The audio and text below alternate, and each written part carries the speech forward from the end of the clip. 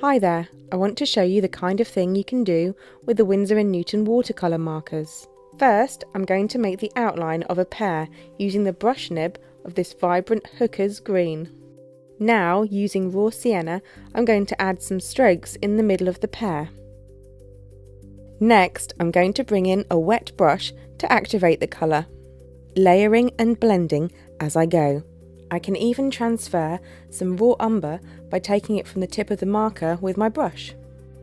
Finally, adding a shadow wash and some subtle outlines to finish. If you want to try a new way to make watercolour, use Winsor & Newton's watercolour markers. Why not try our broader range of Winsor & Newton markers such as Pro, Brush, Metallic or Neon markers to make your creations go further. Thank you for watching.